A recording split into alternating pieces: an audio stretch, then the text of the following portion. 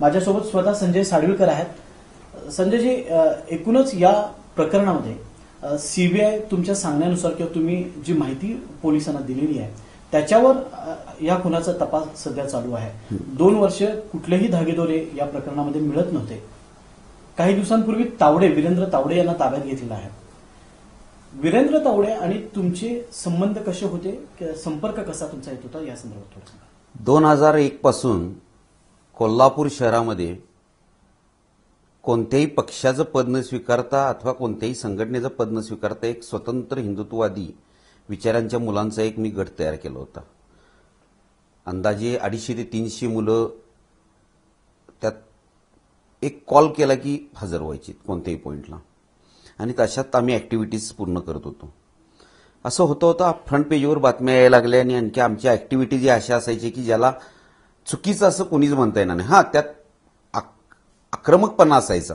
ह्या याच्यात एक प्रखर हिंदुत्ववादी गट तरुण मुलांचा हे काम करतोय म्हणल्यानंतर सनातन संस्था ही त्यावेळेला कोल्हापुरात नुकतीच उदयाला येत होती.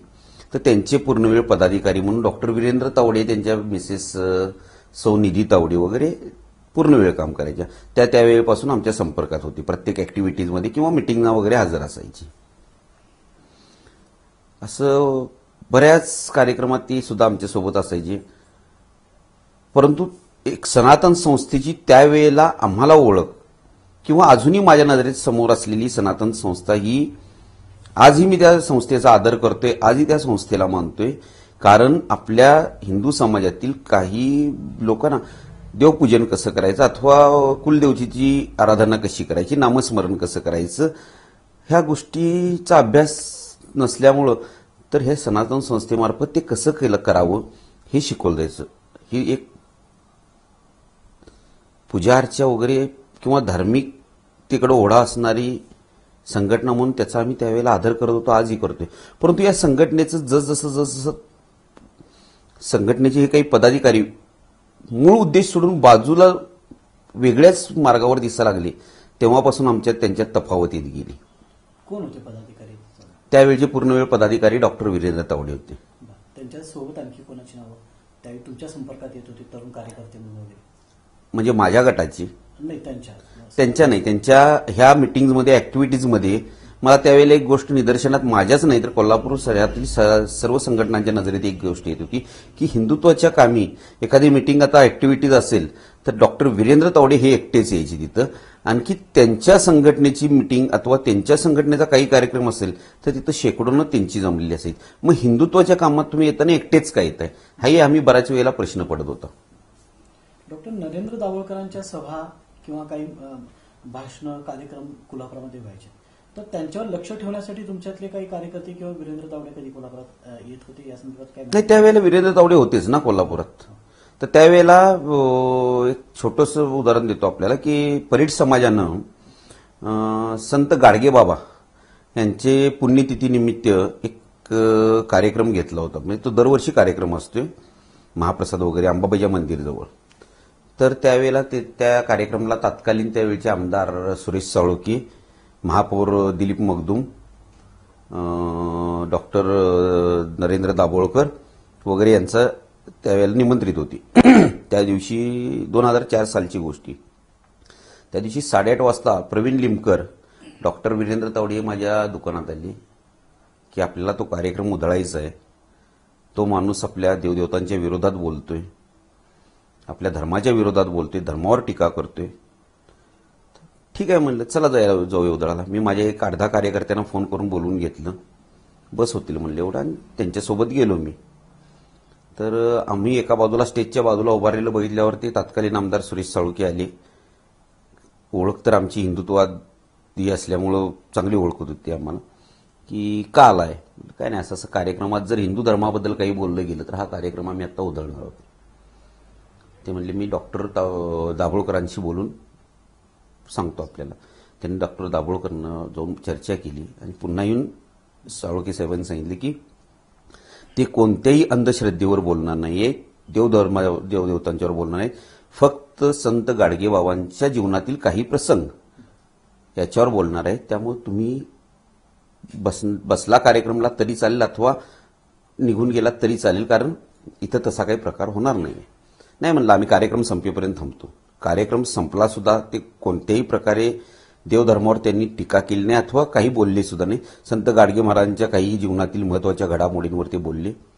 परंतु आलोय आम्ही आणि आता काय तर परत कसं जायचं, त्यापोटी त्या जागेपासून स्टेजपासून अंदाज 100 मीटरवर त्यांनी कार लावली होती याच्या पुस्तकालयाजवळ.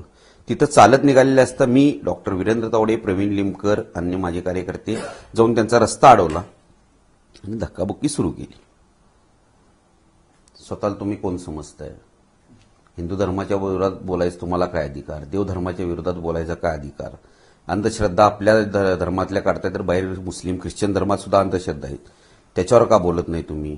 काय त्यांच्याकडून पैसे घेऊन मग तुम्ही आमच्या धर्मावर टीका करता? म्हणजे नाही, मी सुद्धा हिंदू धर्मात जन्माला आलोय. मी ज्या धर्मात पहिल्यांदा जन्माला आलोय त्यातली अंधश्रद्धा दूर करतो. त्याच्या बरोबरीनेच त्याही धर्मातल्या श्रद्धा दूर करण्याकरता मी प्रयत्न करीन. तुम्ही या माझ्यावर त्यावेळेला. आम्ही त्यांच्यावर वाद हुज्जत घालायला चालू केली की तुम्ही हिंदू धर्मात जन्माला आलाय याची आम्हाला लाज वाटते, आमच्या धर्मात तुमच्यासारखा माणूस जन्माला आलाय. असं करून धक्काबुक्की चालू होती. मग सुरेश साळुंखे, दिलीप मगदूम हे सगळे महापौर त्यावेळेचे आले खाली आमची समजूत काढून बाजूला. त्यावेळेच्या त्या पूर्ण त्या घटनेचा तपशील त्यावेळेच्या सर्व दैनिकात आलेला आहे, फोटो आलेला आहे. ह्या अशा रीतीने त्यावेळेला एकदा विरोध केला होता कोल्हापुरात.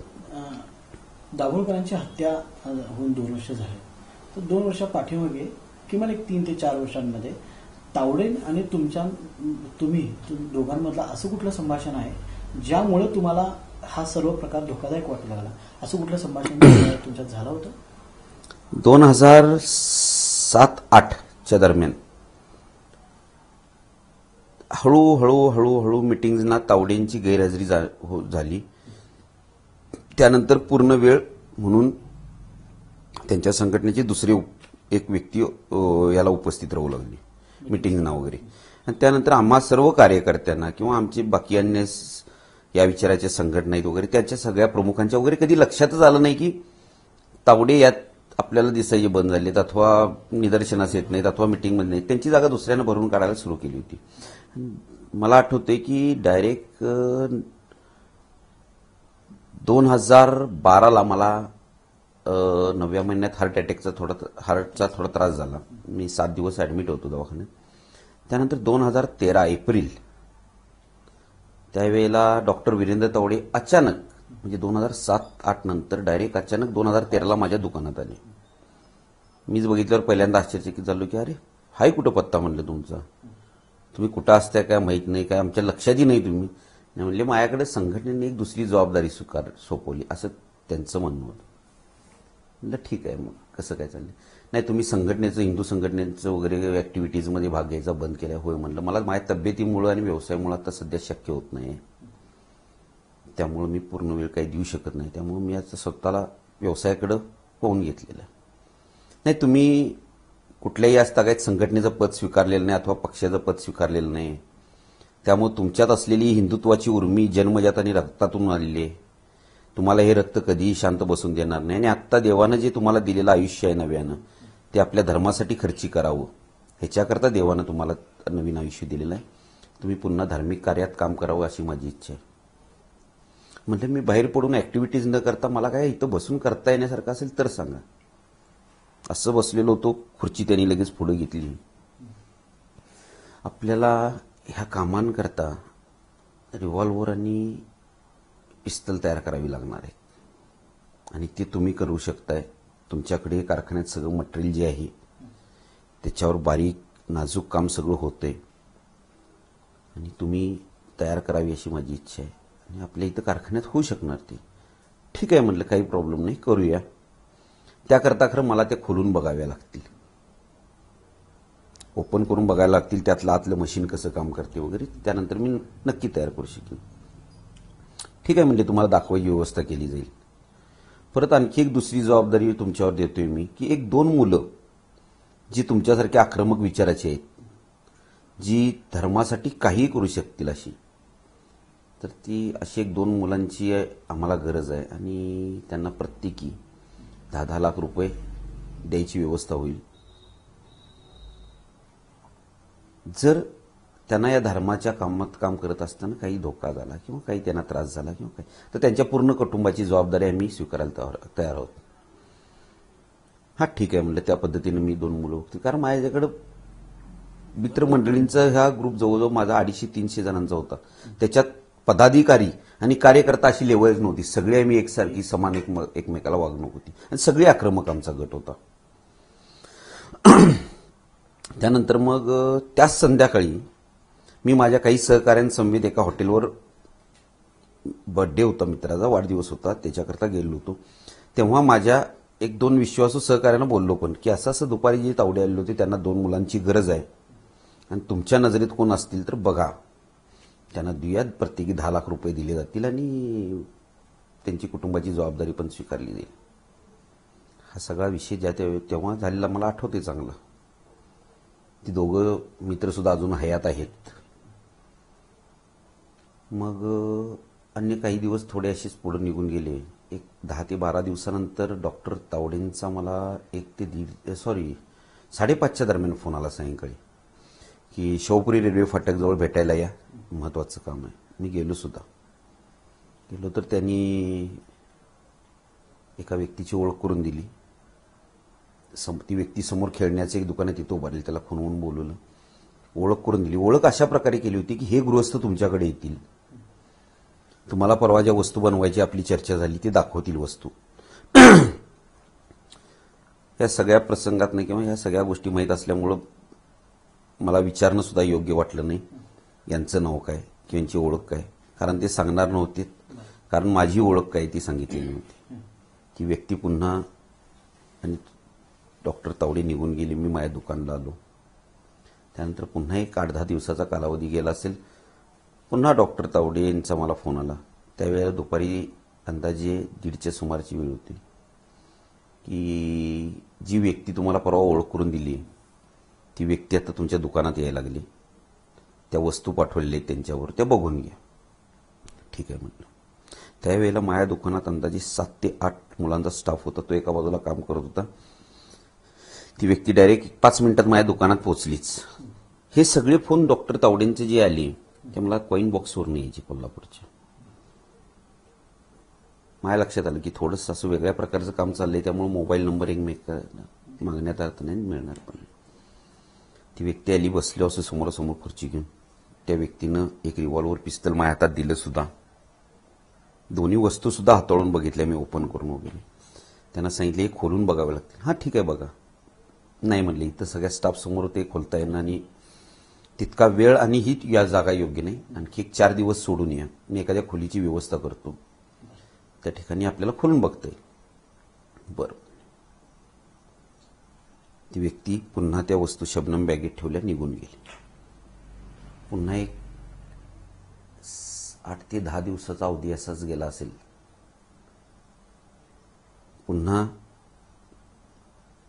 संध्याकाळचे 7:30च्या सुमारास मला डॉक्टर तावडेंचा पुन्हा फोन आला की तुम्ही दुकानात नाही काय? म्हणलं होय, नाही मी बाहेर आहे. मी त्यावेळेला माझ्या मित्राची अल्युमिनियम फाउंड्री पार्वती टॉकीज समोर तिथं होतो. नाही आहे म्हणलं मी. तर ते परवा आलेले गृहस्थ तुमची वाट बघत बराच वेळ थांबले दुकानजवळ आणि तुम्ही तेवढं जाऊन भेट घ्या त्यांची.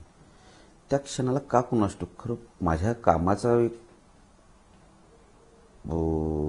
ताण इतका होता की त्यावेळेला थोडंसं मनाला असं वाटलं की नाही, पुढे जाऊन मी कुठंतरी ह्या ह्याच्यात अडकण्याची शक्यता वाटते.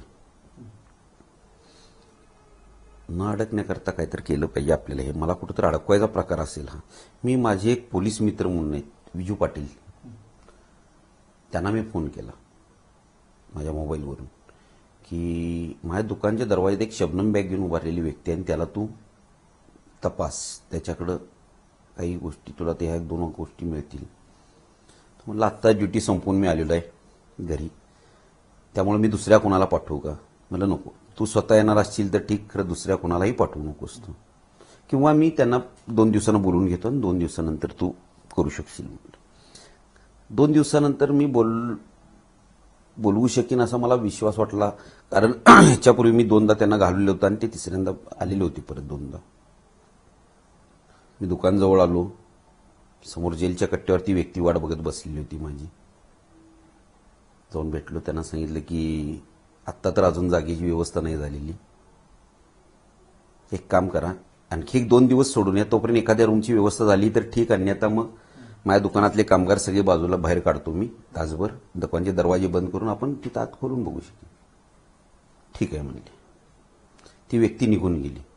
त्यानंतर एक 8 दिवसाच्या अवधीनंतर डायरेक्ट डॉक्टर वीरेंद्र तावडे माझ्या दुकानात आले. त्यावेळी दुपारचीच वेळ होती. की शस्त्रांच्या बाबत जे काय होतं ते आपल्याकडनं पुरं होऊ शकलेलं नाही. म्हटलं कामाचा समोर लोड तरी बघा, जेवायला जायला आम्हाला वेळ मिळणार तर हे कधी करणार. थोडंसं कामाचा लोड जर कमी झाला तर ते करू शकेन, आणि ते काम गडबडीत करण्यासारखं असं नाही आहे आणि कुणासमोर करण्यासारखं नाही आहे. ठीक आहे म्हणले, राहून देत, नो प्रॉब्लेम. खरं दुसरी एक जबाबदारी तुमच्यावर सोपवतो की मी 2 मुलं राहायला पाठवतो तुमच्याकडं, त्यांची व्यवस्था करा तुमच्याकडे राहायची. ते रात्री फक्त झोपायला येतील आणि झोपायची व्यवस्था तुमच्या घरात अथवा तुम्ही तुमच्या इथं दुकानात करा. बाहेरच्या बाजूला लॉजिंगला, बोर्डिंगला अथवा धर्मशाळेत असं कुठेही नको. थोडंसं उत्सुकतेपोटी मी त्यांना विचारलं, पण त्यांच्यावर काही केसेस वगैरे दाखल असतील किंवा वॉन्टेड असतील तर मी दुकानात करण्याऐवजी मी अन्य ठिकाणी करू शकेन. खरं तसं काय असेल तर मला आधी कल्पना दे. तर नाही म्हणले, त्यांना काही त्यांच्यावर केसेस वगैरे काही दाखल नाहीत आणि त्यांना काही गोष्टी इथं कोल्हापुरात काही लोकांच्या सर्च करायची. न राहून मी त्यांना विचारलं, पण सर्च म्हणजे काय? कोल्हापुरातील काही गोष्टी सकाळचं फिरायला कधी, काही लोक फिरायला कधी बाहेर पडतात, खरेदी करायला कधी बाहेर पडतात, ऑफिससाठी कधी बाहेर पडतात, संध्याकाळी फिरायला कधी बाहेर पडतात, रात्री घरी परत कधी येतात. अशा काही गोष्टींचं लोकांचं टाइम टेबल चेक करायचं आहे, त्याचा सर्च करायचा आहे, त्याचा अभ्यास करायचा आहे. त्याच्याकरता 2 मुलं तुमच्याकडे राहायला पाठवते. ठीक आहे म्हणले. ह्याच्यात मला असेल संघटनेचा तो एक काहीतरी भाग असेल असं कामाचं असं वाटलं. त्यानंतर अंदाजे पुन्हा 8 दिवसाच्या अवधीनं डॉक्टर दाभोळकरांचा 1:30 वाजता ते 1:45च्या सुमारास फोन आला. तोही कॉईन बॉक्सवरून आला की ज्यांना तुमच्याकडे राहायला पाठवायचं होतं ते 2 व्यक्ती आता मी तुमच्या दुकानात पाठवलेले. ठीक आहे म्हणले, येऊन देत. 2 व्यक्ती 5 ते 10 मिनिटाच्या अंतरानं माझ्या दुकानात आल्या, पण दोघांच्याही पाठीवर काळ्या सॅक, कॅप. एका व्यक्तीशी असं फेस टू फेस बोलत होतो, त्यामुळे त्याचा चेहरा मी ओळखू शकतो अथवा माहिती आहे, मला समजू शकतो. त्याच्यासमोर काय केलं मी, माझा उगाच मोबाईल घेतला, मित्राला 3-4दा कॉल केल्यासारखं केलं. त्याला सांगितलं, अरे रिसिव्ह करत नाही माझा मित्र, जिथं तुमची व्यवस्था करायची होती ते. एक काम करा, एक 4 दिवसाचा अवधी सोडून मी तुमची राहायची तिथं व्यवस्था करतो, सेफ जागा आहे ती. हां ठीक आहे म्हणले. निघून गेले ते. निघून गेल्यानंतर त्यानंतर पुन्हा एक 10 ते 12 दिवसांचा अवधी गेला. मग त्यानंतर डॉक्टर तावडेंचा पुन्हा मला लँडलाईनवरून फोन आला की संजय, त्या लोकांची व्यवस्था पण होऊ शकली नाही, खरं आता एक काम सांगतोय ती तरी तुमच्याकडून व्हावी ही अपेक्षा आहे आणि झालंच पाहिजे. म्हटलं सांगा. आपल्याला चॉकलेट्स पाहिजेत. लक्षात येणं, चॉकलेट्स? कसले चॉकलेट्स? म्हणलं काय नाही, ते परवा तुम्हाला दुकानात ज्या 2 वस्तू दाखवल्या ना त्याच्याकरता लागणारी चॉकलेट्स. त्यावेळेला मला क्लिक झालं, म्हणजे समजलं की 2 वस्तू दाखवल्या होत्या, त्यामुळे त्यांनी एक रिव्हॉल्वर आणि पिस्तल दाखवलेलं होतं आणि त्याच्याकरता लागणारी चॉकलेट्स म्हणजे काढतोस. ठीक आहे म्हणलं. मी माझ्या काही मित्रमंडळींना निरोप देतो, त्यांच्याकडून उपलब्धता होऊ शकेल. ठीक आहे म्हणले. मी कधी फोन करू? म्हणले एक 4 दिवसानं करा. पुन्हा 4 दिवसानं फोन. झालं काय? म्हणलं अजून तरी नाही, कारण माझं असल्या गोष्टी विकणारं किंवा कोणी संपर्कातच नाही. फक्त मी यांना हा होईल होईल होईल म्हणून असं टोलवायचं. हां हां, परंतु आपल्याला त्यात इन्व्हॉल्व्ह तरी व्हायचं नाही आणि दुखवायचंही नाही, कारण दुखवलं तर उद्या कुठं तर मला त्या रागाद्वेषापोटी अडकवती. त्यामुळं हा होईल, करून देतो इथपर्यंत असं टोलवत होतं. त्या 15 दिवसात कमीत कमी 10 ते 12 वेळा त्यांचा मला फोन आलेला आहे लँडलाईनवर. प्रत्येक वेळेला जरा लवकर बघा, अर्जन्सी आहे, महत्वाचं काम आहे, जितके असतील तितके घ्यायला तयार आहे. मी इतकं पण सांगितलं की बाहेर गावाला गारगोटी जवळ एक जण आहे, तो देतो म्हणलाय 2 दिवसांनी, मग मी येतो तुमच्याकडे, तुम्ही आणि मी वेळ काढा, तुम्ही जा थोडासा गारगोटीला जाऊन आपण घेऊन या. आता गारगोटीत कोण नाहीच आहे माझ्या ओळखीचं, तिथं ते असलं सांगा. किंवा मला पत्ता द्या, मी जाऊन घेऊन येतो. नाही तसं जाणं रिस्की होईल म्हणलं, तो येईल घेऊन वगैरे असं करत टोलवत होतो मी. एक दिवस दुपारचं मी निघालो होतो गोव्याला माझ्या स्टाफसह. अंदाज 2-2:15च्या सुमारास माझ्या मोबाईलवर पुन्हा तावडेंचा फोन आला. संजय, खूप महत्वाचं काम आहे ते आणि तुम्ही लवकरात लवकर उपलब्ध करून द्या मला, कारण महत्वाचं काम आहे, आम्हाला गरज आहे त्याची. ठीक आहे म्हटलं, 1-2 दिवसानं मला फोन करा, कारण मी आता गोव्याला जायच्या गडबडीत आहे, मला जाणं महत्वाचं आहे माझ्या कामानिमित्त. बरोबर ठीक आहे, मग थांबा, मी तुमच्या इथे येतोय, मला जाता तर बेळगावलाच ड्रॉप करा आणि मग तुम्ही पुढे जा. म्हटलं नाही, ऑलरेडी मी हायवेला लागलेलो आहे आणि मला परत तुम्हाला घेणं, कोल्हापुरात येणं शक्य नाही आणि मला संध्याकाळपर्यंत गोव्यात पोहोचायचं आहे कामानिमित्त. बरं ठीक आहे म्हटली, मी गोव्याला निघून गेलो. तर कुठलं वर्ष होतं आहे? 2013 एप्रिलपासून 2.5 ते 3 महिने चाललेल्या ह्या घटना, 2.5 ते 3 महिन्यातल्या घटना. त्यानंतर ऑगस्टला 13, 16 काय 12 अशी काहीतरी दाभोळकरांच्या हत्येची तारीख असेल. सकाळी पेपरमध्ये जेव्हा वाचलं, म्हणजे दिवसभर समजलं होतं ऐकीव चर्चा, दुसऱ्या दिवशी पेपरमध्ये वाचलं, बसल्या बसल्या या सगळ्या गोष्टींची कडी जुळवायचा प्रयत्न केला. मला तर हाच गट ह्याच्या मागे कार्यरत आहे असं दिसत होतं. त्यानंतर असं होता होता होता बरेच दिवस गेले. मी सुद्धा माझ्या व्यवसायात पुन्हा अडकून गेलो आणि एक दिवस पुन्हा माझ्या सकाळी मेसेज व्हॉट्सअपवर आला की कॉम्रेड पानसरेंच्यावर गोळीबार. कॉम्रेड पानसरेंच्यावर गोळीबार. तो मेसेज वाचल्यावर पुन्हा लगेच विजू पाटलाला फोन केला. विजू, मला कुठल्या तर ऑफिसरांच्या समोर उभा कर, कदाचित मला यात ही लिंक वाटते, मला चर्चा करायची. तो पूर्ण दिवस निघून गेला. दुसऱ्या दिवशी विजू पाटील, सुनील जवाहिरी म्हणून एक पोलीस मित्र आहेत राजारामपुरीचे, ते दोघेही माझ्याकडे मोटरसायकलवरून आले आणि अमृत देशमुख साहेबांनी तुम्हाला भेटायला बोलले म्हणून सांगितलं. गेलो. अमृत देशमुख साहेबांना याची सगळी कल्पना दिली. शिवाजी विद्यापीठच्या बागेमध्ये जवळजवळ 1 तास आम्ही होतो. त्यांनी सांगितलं त्यावेळचे तत्कालीन SP अंकित गोयल साहेब यांच्याशी तुमची गाठ घालून देतोय, तुम्ही थांबा इथंच. त्यानंतर त्यांच्या माझ्या दरम्यान ठरलेल्या चर्चेनुसार पानसरेंच्या घराच्या बरोबर समोर एक बंगला आहे माझ्या मित्राचा, त्याच्या बंगल्यात आम्ही भेटलो. गोयल साहेबांना याबाबत माहिती दिली सगळी. त्यानंतर गोयल साहेब थोडंसं मला विचित्रच वाटले, कारण बोलण्यातून की मी सगळी माहिती स्वतःहून द्यायला आलोय, स्वतः माहिती सांगवली. परंतु गोयल साहेबांनी पटकन मला म्हणले, तुम रिवॉल्वर बनाते हो? नहीं, बनाता नहीं, बना सकता हूं. मालूम नहीं आपको गलत बात है, जुर्म है ये. तो मैं एक कारागिर हूं, इधर सिलाई मशीन जो पड़ा है वो बनाने के लिए बोला, तो वो भी मैं बना सकता हूं. जो कुछ भी आप चीज बताए दिखाएंगे वो बनाने का है, वो मैं बना सकता हूं. मैं कारागिर हूं, मेरे हाथ में वो कला है, बना सकता हूं. बना के दिया तो नहीं है मैंने. ठीक है म्हणले, निघून गेले. त्यानंतर पुन्हा मला कुणाचा काही पूर्वी इतकी माहिती होऊन सुद्धा, देत असून सुद्धा कोणीच माझ्या कसं काय याला सिरियस घेतलं जात नाही. बरं, ही काही गोष्ट कपोकल्पित नव्हती, ही सत्य घटना आहे. मी एकटा नाही तर माझ्याबरोबर असणारे कामगार स्टाफ सुद्धा हा बघतोय, जाणवते त्यांना. असं होतं. माझे 1-2 मित्र आहेत, जिवलग मित्र आहेत. त्यांचं नाव मला आत्ता इथं सांगणं योग्य नाही वाटणार, कारण आज माझं सनातन नाव ओपन केले, त्या गोष्टीशी, कुठल्याही गोष्टीची पुढच्या लढायला मी तयार आहे. माझ्या मित्रांचं नाव आत्ताच नाही ओपन करू शकेन मी. त्यांच्याशी माझ्या चर्चा झाल्या. त्यांनी मला एक निवृत्त पोलीस अधिकारी यांच्याशी संपर्क केला. त्या निवृत्त पोलीस अधिकाऱ्यांशी माझा संपर्क झाला, त्यांच्याशी बोलणं झालं.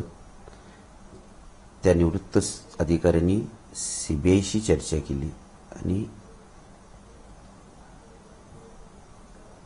फेब्रुवारीमध्ये सीबीआयचे काही लोक, माझ्या ऑफिसर्स माझ्या डायरेक्ट दुकानात आले आणि मग त्यांनी माझ्याकडून माहिती घेतली जी माहिती घेतली त्याची शहानिशा केली त्यांनी. कारण सीबीआय असून दे, आपलं देशातील सीआयडी असून दे, किंवा माझं म्हणणं आहे की साधं पोलीस खातं आपल्या भागातलं डिव्हिजन सुद्धा असून दे, हुशार लोक आहेत आणि पोलीस यंत्रणा आपली स्ट्रॉंग आणि चांगली आहे याच्या माझा पूर्ण विश्वास आहे या गोष्टीवर. त्यामुळे त्यांनी पूर्ण माहिती घेतली. त्यांना जेव्हा खात्री पटली की माझं प्रत्येक शब्दाने शब्द करा, त्यांनी त्या रीतीनं तपास चालू केला. त्या तपास यंत्रणेला यश मिळत निघाले आणि त्यातून आणखी काही नावं उघड होतील. संजय, एक याच महत्वाची गोष्ट आहे की आपल्याकडे जी 2 मुलं आली होती, तर पानसरेंवर गोळीबार झाला, पुन्हा डॉक्टर नरेंद्र दाभोळकरांवर गोळीबार झाला. त्यांचे जे स्केचेस पोलिसांनी जाहीर केलेले आहेत लोकांसाठी, तर त्या 4 स्केचेसपैकी हे 2 व्यक्तीचा काही संबंध बघितल्यासारखं? वीरेंद्र तावडेंना का मी म्हणजे पूर्वीपासून ओळखतीस, त्यामुळे त्याबद्दल काही प्रश्न नाही. वीरेंद्र तावडेंनी जी व्यक्ती मला रेल्वे फाटकाजवळ ओळख करून दिली होती, वीरेंद्र तावडेंनी जी व्यक्ती माझ्या दुकानात रिव्हॉल्वर पिस्तल घेऊन पाठवली होती, त्यानंतर तिसऱ्यांदा जी व्यक्ती जेलच्या कट्ट्यावर वाट बघत बसली होती शबनम बॅगेत रिव्हॉल्वर पिस्तल घेऊन, ती व्यक्तीचं मला नाव माहीत नाही. मी त्यापूर्वी कधी बघितलेलं नाही, त्यानंतर कधी बघितले. खरं जेव्हा मला काही स्केचेस आणि फोटो दाखवले गेले, जवळजवळ 12-15 फोटो होते. 15 फोटोतले डायरेक्ट एका फोटोवर बोट ठेवलं, म्हटलं ही व्यक्ती माझ्याकडे येत होती. कारण 3दा भेट झालेली, तेव्हा त्याचं मला नाव समजले, तो सारंग अकोळकर आहे. सारंग अकोळकरशी या व्यतिरिक्त कधी फोनवरून किंवा पुण्या मुंबईमध्ये बैठक झालेली, ओळख झालेली, असं काही कुठलाही क्षण नाही आहे ना? नाही, कधीच नाही. सारंग अकोळकरांनी तुम्हाला कधीही फोन केला नाही किंवा फोनवर संपर्क झाला? त्याच्यापूर्वी कधी संपर्क नव्हता, ओळख नव्हती, आणि त्यानंतर पुन्हा कधी संपर्क, ओळख नाही. त्यामुळे आणखी एक तुम्ही मगाशी नाव घेतलं की तो लिमकर म्हणून. तो पत्रकार म्हणून कोल्हापुरामध्ये बरेच वर्ष सनातनचा फिरत होता. तर तो कधी तुमच्याकडे येऊन वैयक्तिक भेटलेला आहे वीरेंद्र तावडेंना सोडून, किंवा हे दोघेही एकत्र येत होते? किती वेळा संपर्क झाला त्यांचा? वीरेंद्र तावडे जेव्हा इथं हे 8 पर्यंत होते ना कार्यरत, तोपर्यंत प्रवीण लिमकर माझ्या कायम संपर्कात असायचा. त्यावेळेला माझ्या दुकानात यायचा, बसायचा, बैठकी व्हायच्या, विचारांची देवाणघेवाण व्हायची बऱ्याचदा. या ग्रुपमध्ये 2008ला एक बॉम्बस्फोट झाला होता गोव्यामध्ये. त्यामध्ये प्रमुख आरोपी म्हणून जी आता नावं समोर येत आहेत, त्यामध्ये मलगोंडा पाटील, जो त्या बॉम्बस्फोटामध्ये वारलेला आहे किंवा मेलेला आहे, आणि पुन्हा रुद्रगौडा पाटील, हा त्या टोळीचा म्होरक्या आपण म्हणूया, किंवा एक प्रमुख आहे, सध्या फरार आहे. तर ही नावं तुमच्याकडे वीरेंद्र तावडेंकडून कधी आली होती किंवा असा काही संपर्क नाही? झाला? कधी या नावांचा उल्लेख नाही कधी माझ्यासमोर झालेला, अथवा माझ्यापर्यंत कधी नाही. तर स्वतः तुम्ही तुमचा चेहरा आम्ही दाखवतोय, तर नाव सुद्धा तुमचं जाहीर झालेलं आहे. सनातननं काल पत्रकार परिषद घेतली. पत्रकार परिषद घेतल्यानंतर तुमच्यावर त्यांनी आरोप केलेले आहेत की हा बोगस साक्षीदार आहे आणि संजय साडवेलकरवर अनेक गुन्हे आहेत. तर या संदर्भात तुम्ही काय सांगा? माननीय अभयवर्तक साहेब आणि संजय पुनाळकर साहेबांना इतकं माझं सांगणं आहे की गुन्हेगारी स्वरूपाचा एकही गुन्हा माझ्यावर दाखल नाही. मी माझा व्यवसाय करून माझ्या व्यवसायातून 8 ते 10 कुटुंब चालवली जातात इतका स्टाफ आहे. पैशाकडून मला कोणत्याही प्रकारची कमतरता नाही. कष्टावर माझा विश्वास आहे आणि त्यातून मला योग्य परिणामी मिळकत होते. जेवढे गुन्हे दाखल झालेत त्या प्रत्येक गुन्ह्यातल्या कमीत कमी 3 गुन्ह्यात जेवढे गुन्हे दाखल झाले ते हिंदुत्वाच्या कामात माझ्यावर गुन्हे दाखल झाले. कुठं कुठं विध्वंस केला, तोडफोड केली अशी. आणि त्यातल्या 3 गुन्ह्यात तर त्यांचे इथले पूर्ण वेळ काम करणारे सनातनचे पदाधिकारी माझ्या मांडीला मांडी लावून डिव्हिजनमध्ये आणि 8-8 दिवस जेलमध्ये. त्यांच्या बाबतीत काय म्हणणार ते? ह्याशिवाय अन्य कुठले गुन्हे नाहीत माझ्यावर दाखल. महालक्ष्मीचा एक रथासंदर्भात माझाच एक प्रश्न त्यांना एक छोटासा विचारायचा आहे की मला आणि कोल्हापूर शहरवासियांना एक घटना बघायला मिळाली आणि त्याचं उत्तर शोधायचा थोडा प्रयत्न करूया. पूर्ण वेळ काम करणारे इथं 2 त्यांचे साधक पूर्ण वेळ, आणि ते प्रामाणिकपणानं करतात. मी मानतोय त्यांना, ते प्रामाणिकपणानं काम करतात. अक्षरशः घराकडे एक वेळ हे करून ते सनातनचं काम पूर्ण वेळ आणि चांगल्या रीतीने करतात. ते माझ्याबरोबर कमीत कमी 3दा जेलला होते, 8-8 दिवस होते. कधी एक वकील आला नाही, जामीनदार आला नाही तिथं सोडवायला. आणि तुम्ही स्टेटमेंट करताय पेपरमधून की समीर आमचा साधक आहे, तो कशात असण्याची शक्यता नाही, तो साधा साधक आहे, त्याच्याकरता 40 वकिलांची फौज कशी का उभा राहते? पदाधिकारी असणाऱ्यांसाठी एकही वकील, एकही जामीनदार कोण पुढे येत नाही तुमच्या संघटनेचा. आणि निर्दोष जो समीर आहे म्हणताय, साधा साधक आहे म्हणतात, त्यासाठी 40 वकिलांची फौज. हे कुठेतरी विरोधाभास नाही वाटत तुम्हाला? दाभोळकरांवर गोळीबार होणार होता याची कल्पना तुम्हाला होती का की याच व्यक्तीला टार्गेट करणार आहेत?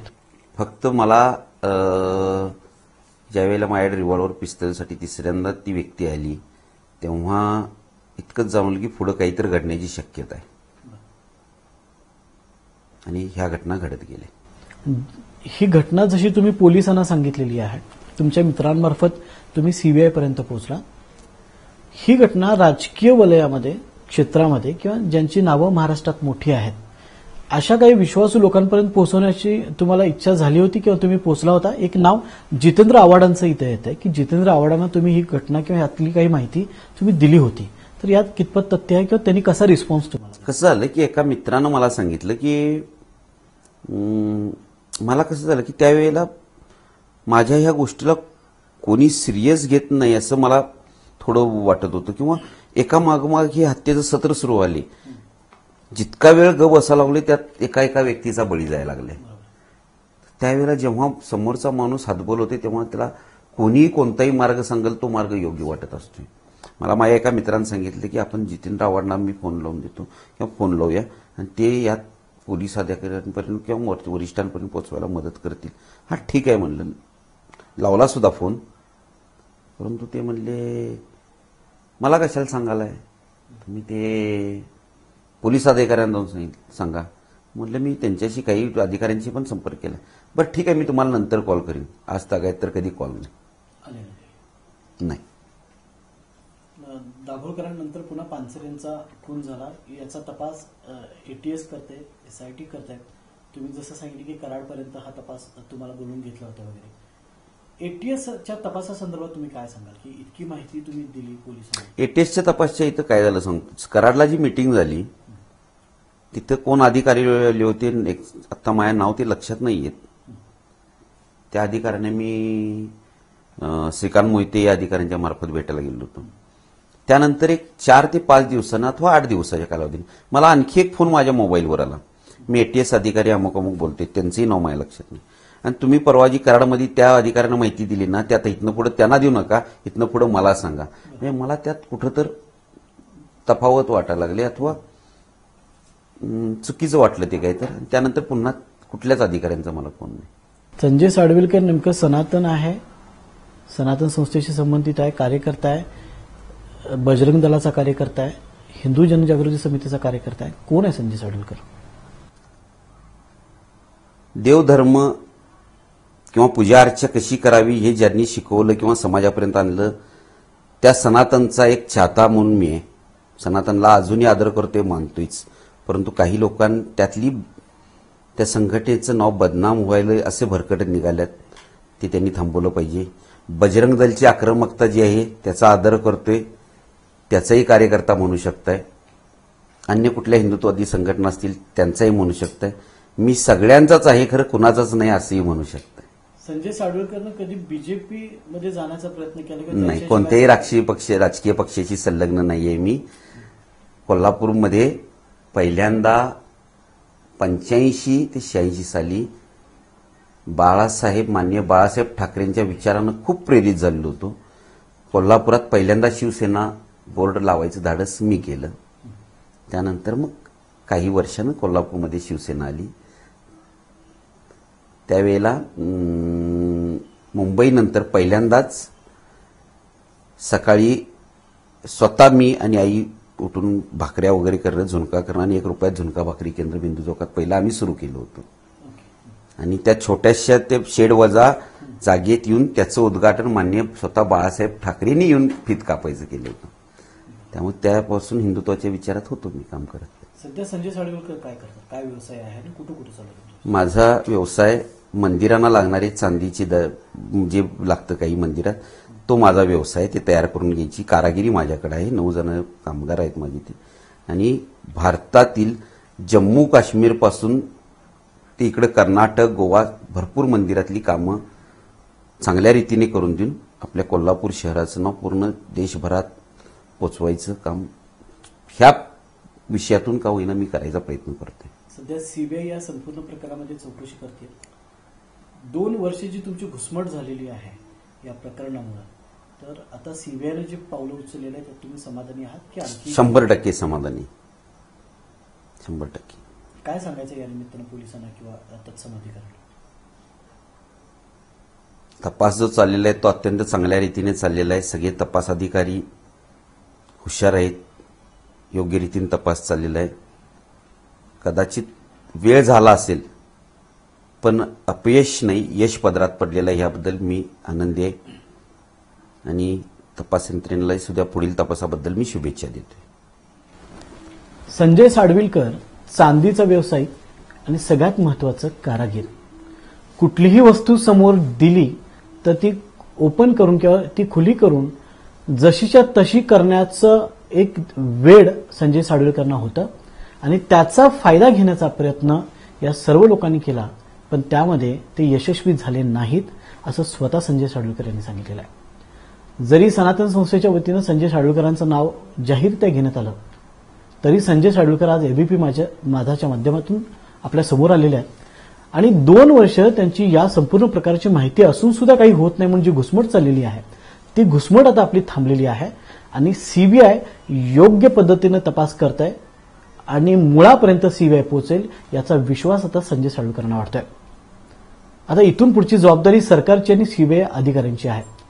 त्यांनी लवकरात लवकर यातला तपास करून जे संबंधित आरोपी आहेत किंवा या प्रकरणामध्ये गुंतलेले आहेत त्यांना बेड्या घालाव्या एवढी मागणी संजय साडविलकरांनी या निमित्ताने केलेली आहे.